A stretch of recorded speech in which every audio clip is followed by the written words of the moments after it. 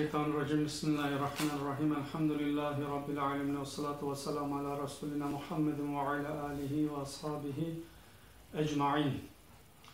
İnşallah Kader Risalesi'nin diğer kalan kısmına devam ediyoruz inşallah. Bu en çok insanların sorduğu ve şüpheye düştüğü meselelerden kader. İnşallah kalan noktaları beyan edeceğiz inşallah. Daha önce demiştik, Allah'ın önce adalet ve hikmetinin kainattaki delillerle ispatı oldu. Kaderin ilim nevinden olduğu ispat edildi ve ilim maluma tabi oldu. Yani bir şey var olur, ondan sonra o şeyden ilim çıktığını ve bizim bütün tercih ve irademiz malum ve kaderde ondan çıkan ilim olduğunu, onunla ilgili örnekler verdik. Ondan sonra diğer bir şeyde kaderin değişip değişmeyeceği ile alakalı okuduk inşallah. Burada da 5. noktadan devam ediyoruz. Kader Risalesi Bediüzzaman Said Nursi Hazretlerinin Sözler kitabının 26. söz Kader Risalesidir. İnşallah 4'ünü okuduk. 2. mebhasın 5.'sini okuyoruz. Kader, sebeple müsebbebe bir taalluku var. Yani şu sebep, yani şu müsebbep, şu sebeple vukua gelecek.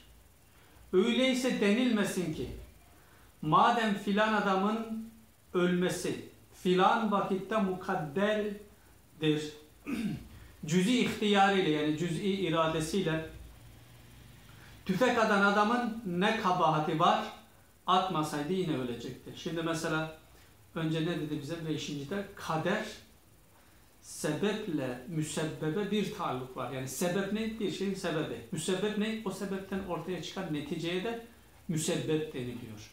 Yani sebepten ortaya çıkan neticeye müsebbep deniyor. Şimdi kader, yani Allah-u Teala kaderde bir şey dedi ki her şey Allah için geçmiş, gelecek, şu an olmadı. Öyle bir zaman değil, kavram olmadığı için bütün zamanlar Allah'ın huzurunda hazır olduğu için Allah'ın ilminde ve bütün daha gelmeyen zamanlar da onun huzurunda şu an yaşandığı için geçmiş, şu an ve gelecek bir anda onun huzurunda olduğu ve gerçekleştiği için Allah-u Teala bir şeyin kaderini takdir ederken ne yapıyor? Sebeple müsebbebe beraber orada malum olduğu için, Cenab-ı Hak onu gördüğü için ilmiyle öyle takdir ediyor. Mesela faraza nasıl? Mesela diyelim ki biri ne yaptı? Gitti başka birini vurdu. Şimdi o gelecek zaten. Yani onunla ilgili şimdi okuyacağız. Yani mesela dedi ya, biri gitti başka birini vurdu. Kaderde daha o olay gerçekleşmeden de Allah'ın huzurunda onun iradesiyle kalkıp gidip başka birini vuracağı neydi? Gerçekle Allah'ın huzurunda hazır olduğu için Cenab-ı Hakk'ın ilminde Cenab-ı Hak onu şu kalkada şu zamanda iradesini kötüye kullanıp şu sebepten dolayı kalkıp birini vuracak ve o da ölecek. Ve o da öldü onun neticesinde. Cenab-ı Hak da onun ölümünü takdir ediyor. Şimdi kader böyle taalluk etmiş. Yani onun o şeyiyle. Şimdi onun için kader ne yapıyor? Her şey Allah'ın huzurunda, ilminde her zaman, bütün zamanlar gelmiş, geçmiş ve şu anki bütün zamanlar bir anda olduğu ve gerçekleştiği için kader ne yapıyor? O sebep nasıl sonuçla gerçekleştirmişse ona göre kaderde Allah-u Teala gördüğü için, bildiği için öyle yazıyor. Onun için kaderde ne var ki işte mesela şu sebep, şu müsebbep, şu sebepten ortaya çıkıyor. Yani mesela dedi ya burada öyleyse denilmesin ki madem filan adamın ölmesi filan vakitte malumdu, vakitte mukadderdi, takdir edilmişti. Cüz ihtiyarıyla tüfek atan adamın ne kabahati var, atmasaydı yine ölecekti. Yani bu denilmez. Çünkü niye? Allah-u Teala'nın huzurunda o olay gerçekleşmeden de, yani gerçekten bize göre gerçekleşmeden de Allah'ın huzurunda o insanın iradesiyle kalkıp başkasına gidip işte öldürmek için vuracağı Allah'ın huzurunda gerçekleşiyor. Çünkü Allah için zaman kavramı olmadığı için Onun için Allah o gerçekleşen olaya göre kaderi öyle yazdı. Onun için yani denilmesin ki yani onun ölümü takdir edilmişti de vurmasaydı yine öyle diyemeyiz. Çünkü niye? Allahu Teala onun ölümünü o adamın iradesini kötüye kullanması sonucu o şekilde takdir etmiş ve bağlamış ve ona göre yazılmış. Çünkü o zaten Allah o gerçekleşen bir şey. Onun için onu eğer o vurmasaydı o şimdi nedir? Niçin denilmesin diyor. El cevap çünkü kader onun ölümünü onun tüfeğiyle tayin etmiş. Yani kader ne yaptı? Dedik ya Allah'ın huzurunda daha bu olay yani bize göre gerçekleşmeden daha Allah'ın huzurunda Allah için zaman kavramı olmadığı için Allah'ın huzurunda o olay gerçekleşiyordu. Daha o olay bize göre gerçekleşmeden Allah'ın huzurunda gerçekleşiyordu. Onun için Allah-u Teala ne yaptı?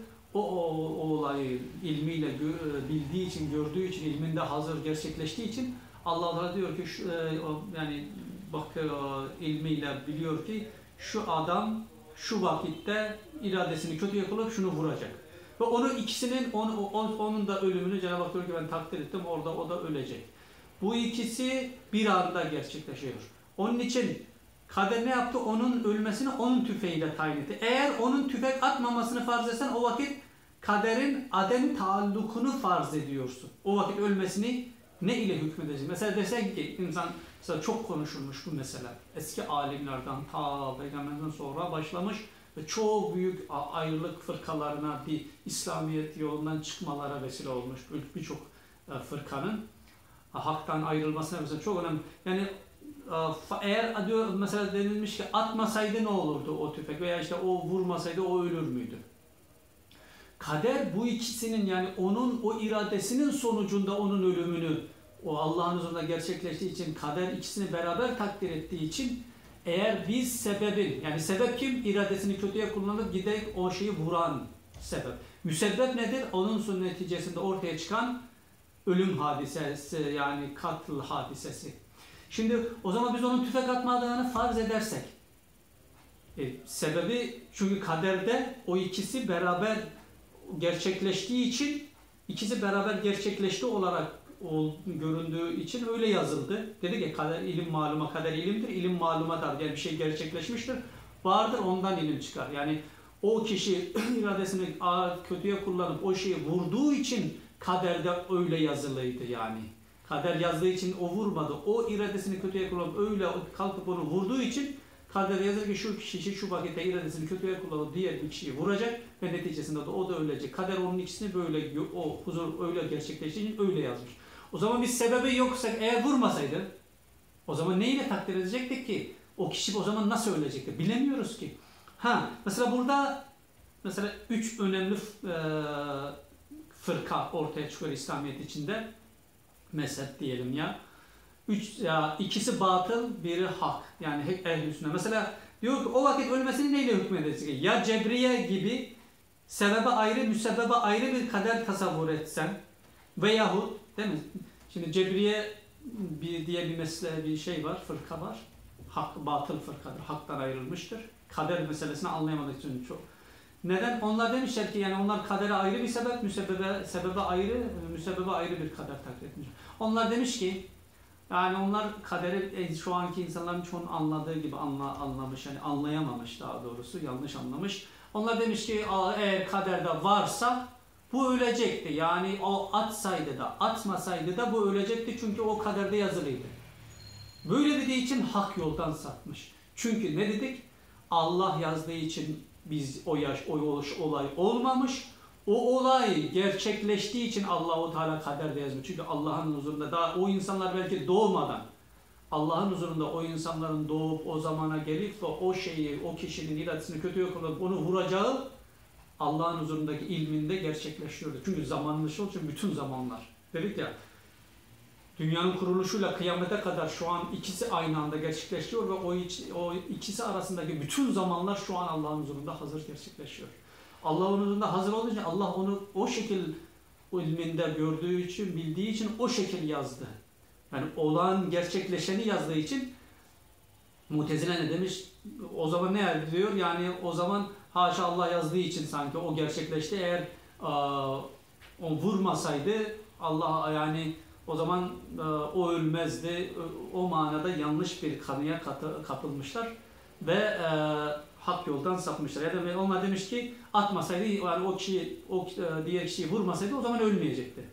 Bu yanlış. Çünkü biz bilemiyoruz. Çünkü kader onun ikisini beraber görüp beraber yazmış o olaya göre. O olayda sebebi yok farz etsen o zaman neticeyi biz bilemeyiz ne olacak. Dedik. Sonra veyahut mesela Mutezile diyelim. Mutezile bir kaderi inkar etsen ehli sünnet ve cemaati bırakıp fırkayı dalleye girerse. Mesela Mutezile ne demişler? Demiş. Mutezile de kaderi inkar etmiş. O yüzden o yönden yine haktan ayrılmış, batıl bir mezhebe yola gitmişler.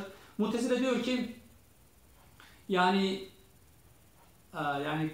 Cebriye diyor ki atsaydı da atmasaydı da o ölecekti. Yani kaderde o yazıldığı için o ölecekti. Onun kurtuluş yok gibi. Sanki ölümü yazılmış. O yanlış. Mutezile diyor ki hayır. Attığı için öldü. Atmasaydı ölmeyecek. Yani Mutezile ne yapıyor? Kaderi inkar etmiş oluyor. Çünkü kaderde aslında onun o silahı ona ateş ettiği için o öldü diye yazılır. Mutezile diyor ki hayır, yani işte o ateş ettiği için öldü ama o ateş etmeseydi ölmezdi. Bu da bilmiyor. Çünkü ateş etmeseydi ölür müydü, ölmez miydi? O zaman yine meçhul. Çünkü ateş ettiği için ölmüş. O var. Çünkü dedi ki iradesini öyle kullandığı için kaderde onun o şekil olay öyle gerçekleştiği için ona göre Allah kaderde yazmış.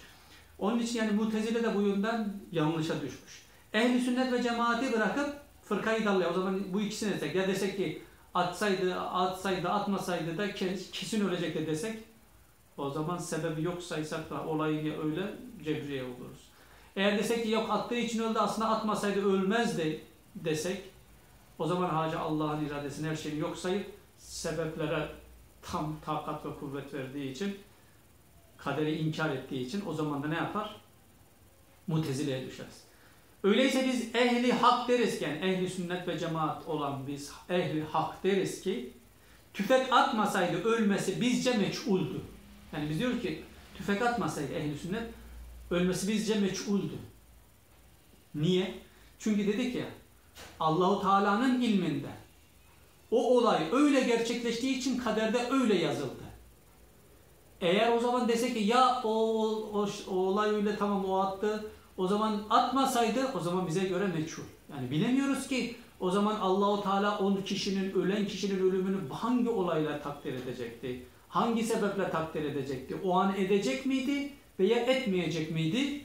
Biz bilemiyoruz. Çünkü bizim bildiğimiz şu ki o tüfek attı, o öldü. Biz biliyoruz ki ehl-i sünnet diyor ki bu kişi iradesini bu yönde kullandığı için, bu yönde bunu vurduğu için ve Allah-u Teala kaderde bu ikisine beraber taalluk ettiği için bu kişinin ölümü bu sebeple gerçekleşti.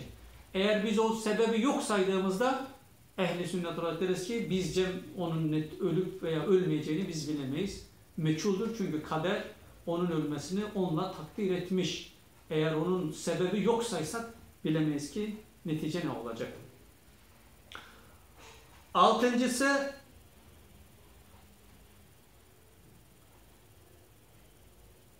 cüz-i ihtiyarının üssül esası olan meyelan. Maturidice bir emri itibaridir, abde verilebilir. Fakat Eş'ari ona mevcut nazarıyla baktığı için abde vermemiş. Fakat o meyelandaki tasarrufat eş'arice bir emri itibaridir. Öyleyse o meyelan, o tasarruf bir emri nisbidir. Muhakkak bir vücudu hadisi yoktur. Emri itibari ise illeti tamme istemez ki illeti tamme vücudu için lüzum ve zaruret ve vücub ortaya girip ihtiyarı refetsin.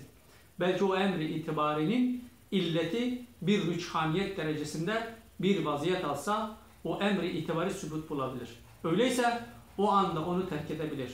Kur'an ona o anda diyebilir ki şu şerdir yapma.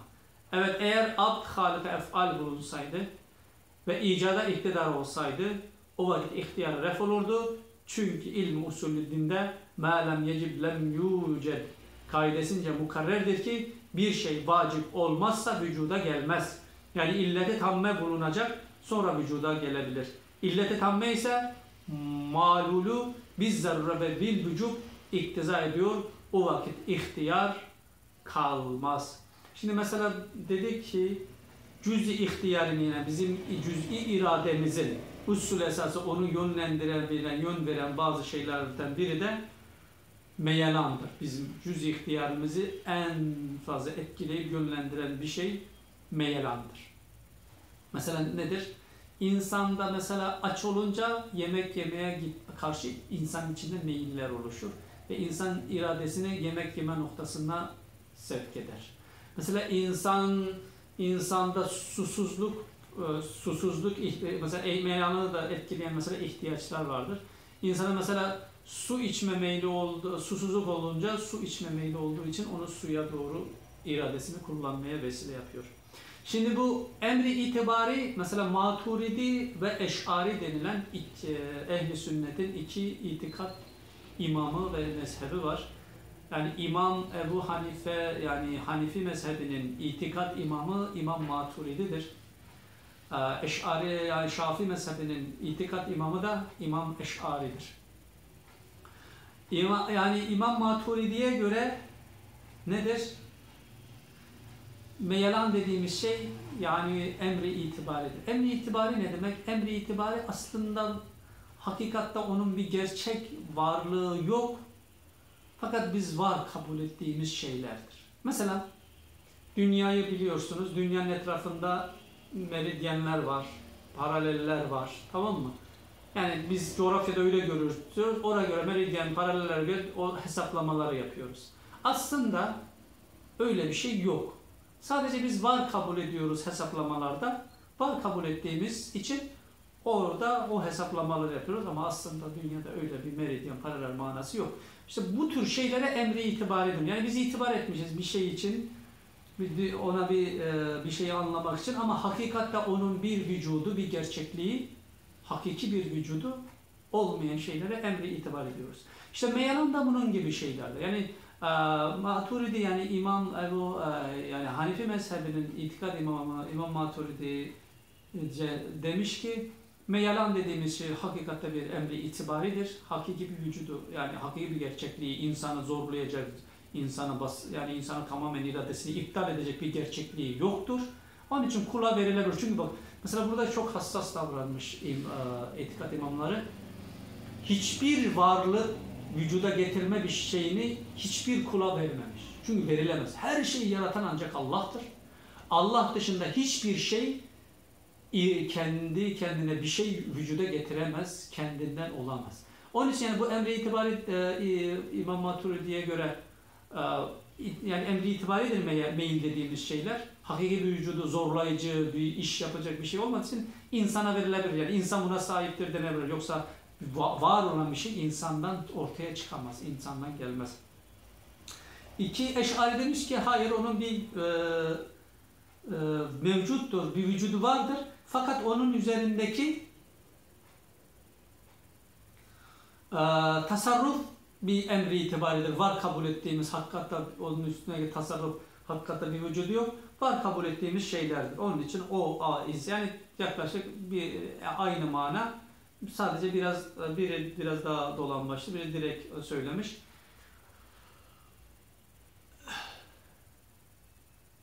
Onun için mesela diyor ki emri itibari ise illeti tamme istemez ki illeti tamme vücudu için lüzum ve zaruret ve vücub ortaya girip ihtiyar eder. Yani mesela illeti tamme dediğimiz şey bir şeyin var olması için bütün sebeplerin bir araya gelmesine illeti tamme, bütün sebepler, tam sebepler deniyor, illeti tamme deniyor.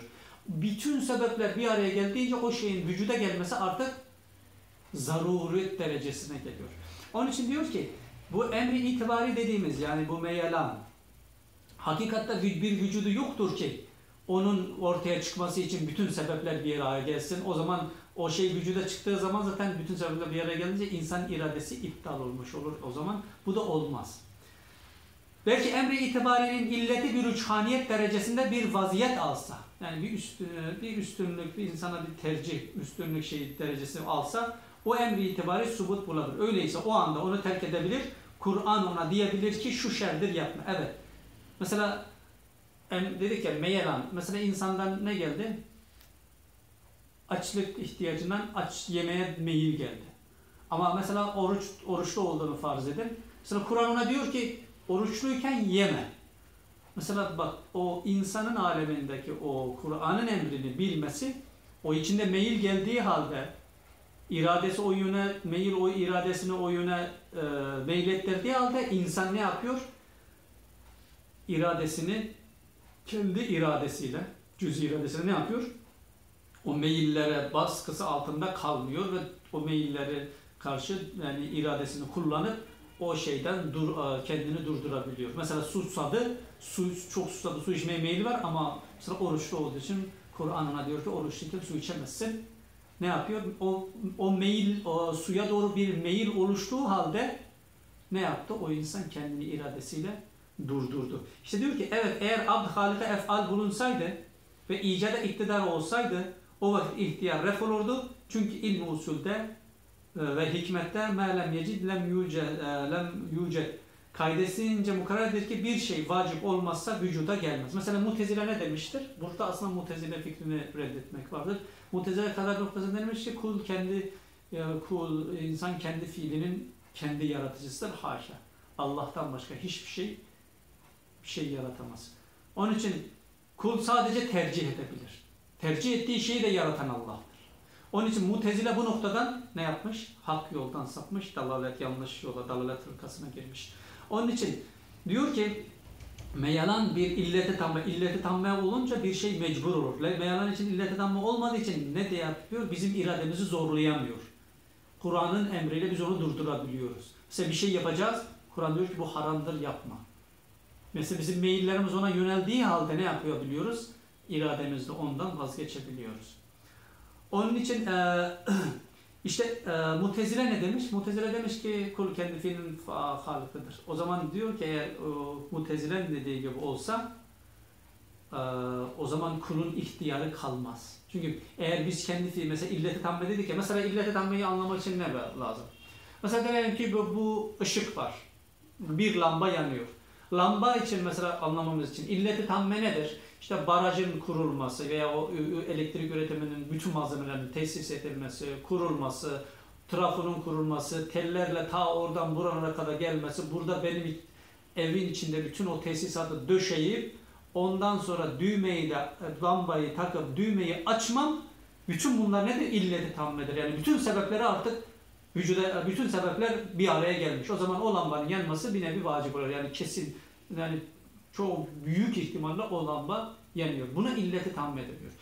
İşte eğer insan kendi fiilinin halik olsaydı ne olurdu? İnsanda meyiller geldi. Sonra insan iradesi de yani meyil de iradesini o yöne sevk etti. Eğer insan kendi fiilinin halik olsaydı o şeyi artık mecbur yapardı. Çünkü meyil onu zorladı.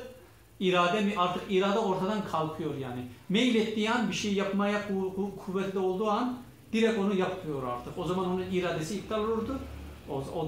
Yani böyle bir şey de olamaz. Onun için mesela bizim irademiz, meyillerimiz, istememiz, bir şeylere yönelmemiz illeti tamme değil. Bir sebep. Allah'ın iradesi, Allah'ın kudreti de işin içine girdikten sonra o şey vücuda geliyor.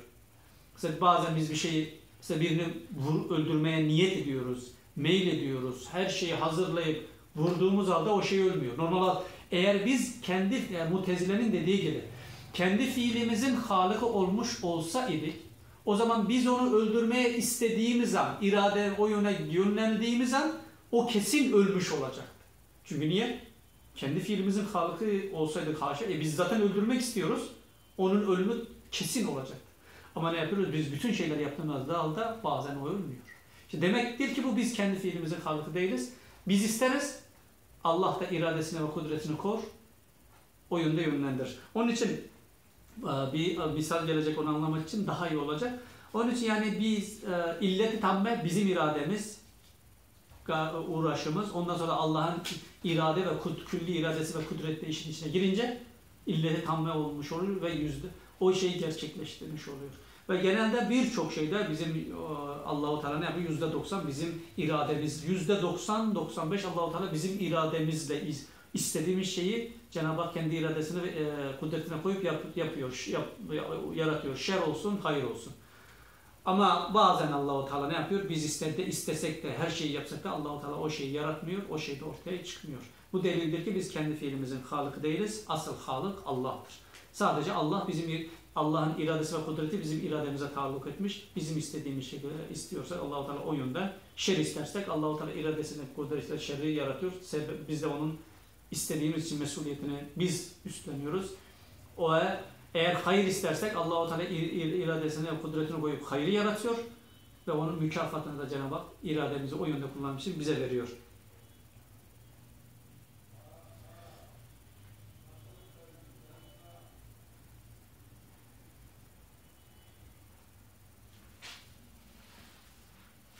Mesela şu 7.'yi de okuyup bitireceğiz inşallah.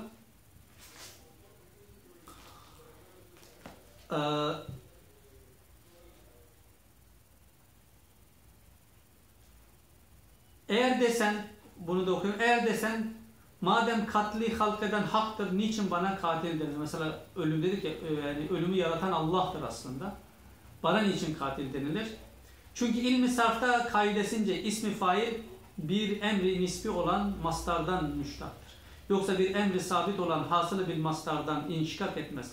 Mastar kisbimizdir. Katil ünvanını biz alırız. Hasılı mastar hakkın mahlukudur.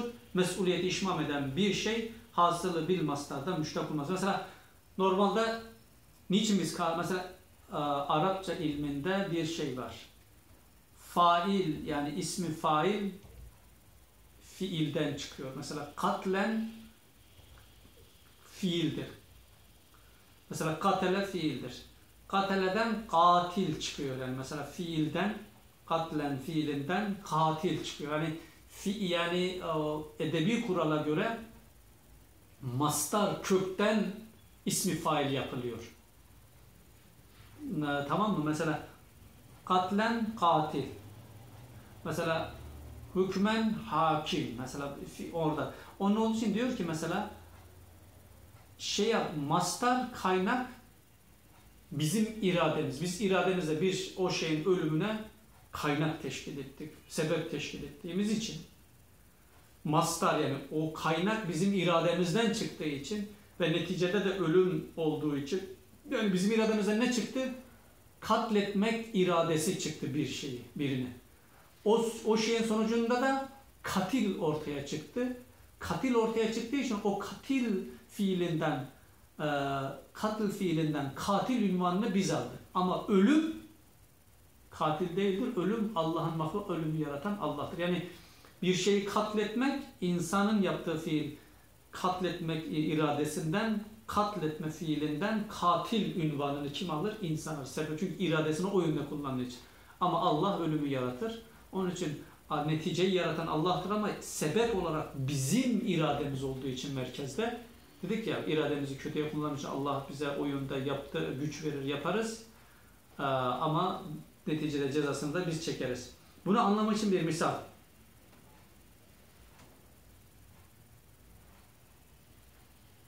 Mesela 7.'si cüz'i irade-i cüz'iye insaniye ve cüz-i ihtiyarisi çenden zayıftır, bir emri itibaridir.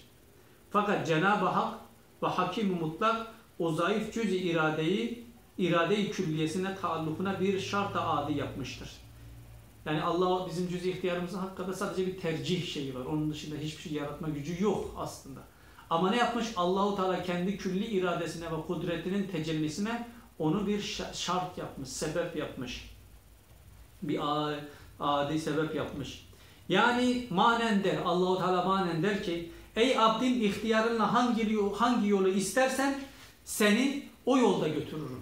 İhtiyarınla, iradenle hangi yolu istersen ben seni o yönde götürürüm. O yönde götürürüm. Sana mani olmam. Yani %90-95 ben senin istediğin yönde, ne istersen o yönde seni götürürüm. Öyleyse mesuliyet sana aittir. Yani sen ne istersen ben külli irademle, kudretimle seni o yönde götürürüm.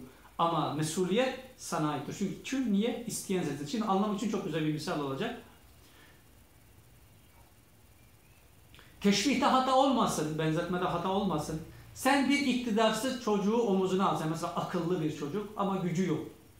Yani gücü olmayan, bir şey yapamayan ama akıllı bir çocuğu omuzuna alsan, onu muhayyer bıraksan, onu kendi kararına bıraksan, sen hiç ona müdahale etmesen. Dersen ki yani sen nereye istersen seni oraya götüreceğim desen. Sen diyorsun ki sen nereye istersen ben seni oraya götüreceğim. Ben sana müdahale etmiyorum. Sen istediğin şeyi ben sana yapacağım. Sen nereye istersen oraya götüreceğim. O çocuk yüksek bir dağı istedi. O çocuk ne yaptı? Yüksek bir dağa çıkmak istedi. Götürdü.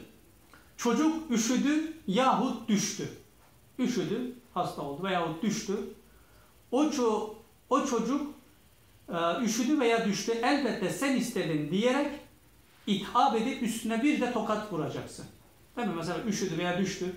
Çocuk şikayet etse niye böyle? Sen istedin diyerek ne yapacağız? Üstüne bir de tokat vuracaksın diyor. Çünkü niye? Ben sana dedim ki senin yani çocuğa ne istersen onu yapacağım. Ama sen istedin. Ben tamam götürdüm ama oraya seni. Oraya gitmeyi isteyen senden. Onun için onun sonucundaki yani neticedeki cezaya veya hastalanmaya sen sebep olduğu için cezasını da sen çekeceksin sonuçta. Üstüne bir de tokat vuracaksın. İşte Cenab-ı Hak ahkamul hakimin, Cenab-ı Hak ahkamul hakimin, hükmedenlerin en hakimi. Nihayet zaafta olan abdinin iradesini bir şart-ı adi yapıp irade-i külliyesiyle ona nazar eder. Demek ki mesela insan da bir çocuk gibi, yani bir şey yaratma olsa hiçbir şey yaratma gücü yok, hiçbir şey yapma gücü yok. Ama Allahu Teala ahkamul hakimin olduğu için Cenab-ı Hak ne yapmış? Kendi külli iradesini ve kudretini insanın cüz'i iradesine bağlamış. Yani insan bir çocuk diyor. Cenab-ı Hak diyor ki ey kulum sana akıl verdim, sana hakkı batılı da gösterdim. Sen ne istersen ben irademi de katıp ve kudretimle seni o yönde götürteceğim. O şeyi sana yaptırmaya kuvvet vereceğim, yapacağım. Ama neticede kötülük istersen cezasını sen çekersin. İyilik istersen de hayrını, iyiliğini sana veririm. İşte onun için insan hiçbir şey yaratma gücü ve kuvveti yoktur. Ama Allahu Teala kendi iradesini ve kudretini insanın iradesine bağladığı için, insanın iradesi bir adi şart olduğu için insan ne isterse %90-95 Allahu Teala onun iradesine muhalefet etmez. İyilik de olsa, kötülük de olsa yaratır. Yaratan Allah'tır. Mesela hayrı ve şerri yaratan Allah'tır diye imani bir esas var ya. Yani burada bu mana var. Mutezile bunu anlayamamış. Onun için yani hayrı da şerri de yaratan Allah'tır. Ama Allah ne yapar? İradesini, kudretini kulun cüz'i iradesine bağladığı için kul şer isterse Allahu Teala onun istediği şerri yaratır ama neticesinde o şerri istediği için ve o şerre sebep olduğu için onun günahını, cezasını da ona verir. Hayrı isterse Allahu Teala hayrı yaratır ama neticesinde ona sevabını da verir. Onun için Allahu Teala ama nasıl? Allahu Teala mecbur da değildir her şeye. Onu göstermek için de ne yapar bazen? Ya dedik ya ata kanunuyla. Bazen biz kötülüğü isteriz. Allahu Teala bizim bir annemizin duasıdır, bir yerdeki bir iyiliğimizdir, bir hayrımızdır, bir şeyimizdir. Allahu Teala o şerden bizi muhafaza eder. O istediğimiz anda onu yapmaz. Atasıyla o bizi muhafaza eder. O Allah'ın ikramıdır. Bu da o zaman Allah onlara diyor ki ben mecbur değilim. Sen istesen de her zaman bazen ben bunu yapmam, değiştirebilirim. Bunu da hem Allah iradesini insanı anlaması için, yani Allah-u Teala mecbur olmadığını anlaması için, hem de ikramı atasından dolayı Cenab-ı bazen bazı şey biz yanlış isteriz. Allah-u Teala şey yapmaz ya, onu yapmaz, yaratmaz. Veyahut biz hayır isteriz, yani bir şey isteriz, Allah-u Teala'nın hikmetine uygun değildir veya bir hikmet vardır. Allah-u Teala o hayrı o meydana getirmez ama tabii biz insanın niyeti amelinden hayırlıdır sırrıyla Allah-u Teala ne yapar? O niyetimize göre de sevabını verir ama o hayrı da bir hikmete binaen belki bize göre hayır görünüyordur ama bir noktadan belki şey olacaktır. Allah-u Teala orada onu yapmayabilir. Mecbur değil. Onun için inşallah bu mana çok önemli. İşte insan demek burada diyor ki